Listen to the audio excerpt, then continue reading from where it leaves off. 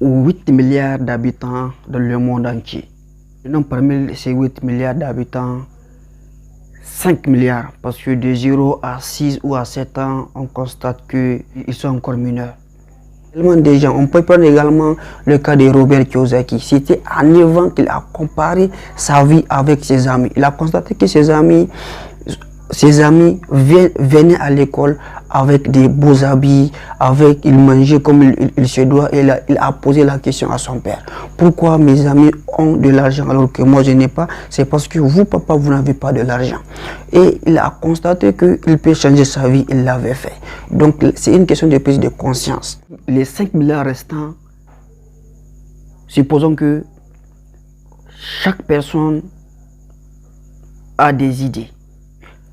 Mais certains, leur succès se limite uniquement à leurs idées. Ils vivent de leurs rêves en souhaitant d'avoir une vie meilleure. Cela est impossible. Donc parmi ces 5 milliards, on retire ce groupe de personnes. Certains passent à l'action, mais dès la première tentative, dès lors que les choses deviennent compliquées, ils abandonnent leur combat et c'est fini. Eux aussi, ils ne peuvent pas atteindre le succès. Et parmi toujours les 5 milliards, certains passent à l'action, ils gagnent leur vie, mais ils n'ont pas des idées de créativité pour créer des entreprises afin d'embaucher d'autres personnes. Mais ce groupe de personnes gère leur vie sans pour autant tendre la main envers leurs semblables. Mais certains passent à l'action avec leurs idées, créent des entreprises, embauchent des gens, innovent et innovent. Ils innovent du jour au lendemain. Eux, c'est eux les milliardaires. Donc dans le monde, je ne pense pas si c'est possible d'avoir 500 000 personnes qui sont tous des milliardaires. Je dis bien, je ne pense pas.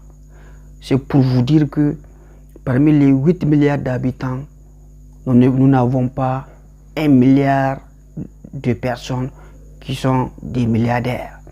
Alors, il y a un monsieur qui s'appelle Olivier Seban. Olivier Seban, c'est un écrivain. Il a écrit ce livre. Tout le monde mérite d'être riche. Et c'est un livre qui mérite d'être lu et appliqué. Tout le monde mérite d'être riche. Qu'est-ce que vous en pensez? Il a vécu une vie, je peux dire, difficile au début, mais il a surmonté les obstacles. Il a réussi. Alors, puisqu'il savait ce qu'il a vécu, il a conclu que tout le monde peut réussir. Est-ce que vous pouvez confirmer cette affirmation? Et la confirmation, c'est de passer à l'action et d'accepter les choses difficiles jusqu'à atteindre votre objectif. Donc, qu'est-ce qu'il nous faut pour réaliser nos rêves? Eh bien, tel est le but de cette vidéo. Puisque tout le monde mérite d'être riche comme il l'avait dit, donc on va essayer de vous expliquer certains points fondamentaux qui peuvent nous aider tous pour au moins essayer de gérer nos vies, de ne pas tendre la main envers les gens, de conserver la dignité et d'aller de l'avant. Le premier point qu'il nous faut, c'est la foi en Allah. Quelle que soit notre religion, si nous voulons vivre une vie heureuse dans ce monde, si nous voulons avoir ce que nous voulons, pensons à notre Seigneur. Il est notre secours. Il n'a pas besoin de livres sterling, de dollars, euros, francs CFA ou autres. Il n'en a pas besoin. Mais c'est nous les humains qui courent derrière l'argent. Alors que c'est l'homme qui fabrique l'argent, c'est Dieu qui crée l'homme. C'est pour dire que si nous prenons le temps de réfléchir, chacun de nous aura sa part du gâteau dans ce monde. La foi en Allah est prioritaire, quelle que soit votre religion.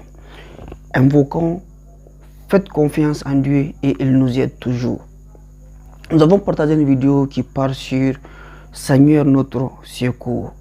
Allez regarder cette vidéo, c'est très nécessaire. Mais là, le premier point, c'est la foi en Allah. En implorant notre Seigneur et il nous assiste dans nos activités. Vous voulez créer votre entreprise, invoquez. Il a la possibilité de vous aider partout où vous êtes. Le second point, c'est la confiance en soi. C'est impossible de réaliser ses rêves, de faire une créativité sans pour autant avoir cette confiance-là. Parce que toutes les personnes qui ont réussi sur tous les plans confondus, eh bien, elles ont cette confiance en elles-mêmes. Vous voulez peut-être créer votre entreprise aujourd'hui. Si vous n'avez pas la confiance en vous, ça ne vaut même pas la peine. Parce que certains vont essayer de vous décourager. Donc lorsque vous n'avez pas la confiance en vous, vous allez abandonner une fois investi. Avant d'investir dans ce que vous voulez faire, investissez en vous tout en cherchant d'abord la confiance en vous-même. Parce que sans cette confiance-là, ça ne vaut même pas la peine. Rappelez-vous de cela. Le troisième point, c'est d'être reconnaissant. Envers qui? Envers Dieu, évidemment. Envers soi et envers les gens. Parce que souvent, certains disent que moi, Dieu ne m'aime pas. Tout ce que je lui demande, il ne me donne pas. Ça, c'est vraiment c'est de l'ignorance totale. Et certains se haïssent eux-mêmes. Sous prétexte qu'ils n'ont rien et les gens aussi ne veulent pas les aider. Donc la personne n'est pas reconnaissante envers son Seigneur, envers elle-même et envers les autres.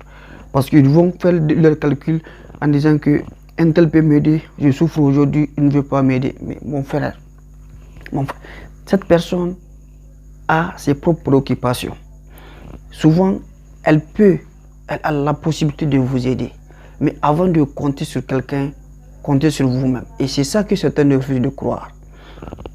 Lorsque vous voulez faire quelque chose, lorsque vous voulez vous lancer, avant de compter sur quelqu'un, vous devez compter sur vous. Soyez responsable. D'ailleurs, même c'est le quatrième point. La responsabilité. Lorsque vous n'êtes pas responsable de votre vie, eh bien, les gens vous utilisent tous les jours. Acceptez de reconnaître votre responsabilité. De savoir ce que vous pouvez faire. Qu'est-ce que vous pouvez faire? Il ne faut pas essayer d'être comme un ballon. Un tel vient, il tape, l'autre vous utilise de main, ainsi de suite. Non, la responsabilité est très nécessaire en ce qui concerne le domaine entrepreneurial. Vous devez vraiment être responsable de votre vie. Donc vous devez conserver votre dignité tout en cherchant ce que vous pouvez faire pour conserver votre valeur. Le quatrième point, c'est la responsabilité. Cinquième point, c'est d'être déterminé. Eh bien, soyez déterminé dans tout ce que vous faites. Parce que sans cette détermination, je ne pense pas si vous aurez la possibilité d'aller chaque jour au travail. Je ne pense pas si vous avez la possibilité d'avoir le courage interne de vous concentrer dans ce que vous voulez faire.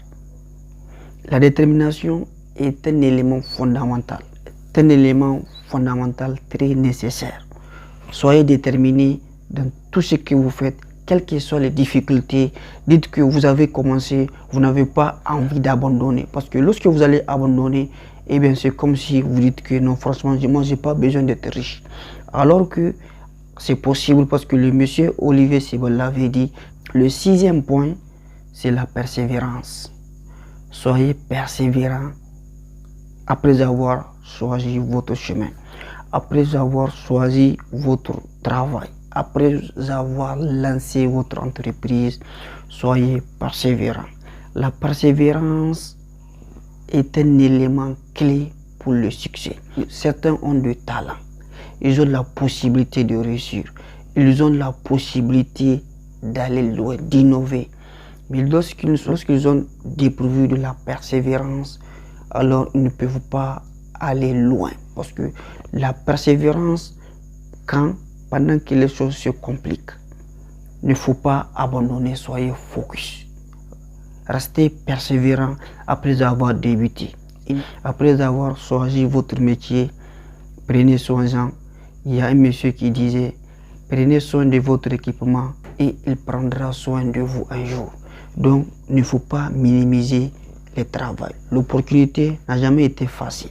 Ce n'est pas parce que dans vos rêves, vous rêvez peut-être d'aller dans un pays que ça soit pareil. Non, l'opportunité vient dans un autre sens que peut-être vous n'avez même pas imaginé. Lorsque l'occasion se présente, ne dites pas que c'est difficile.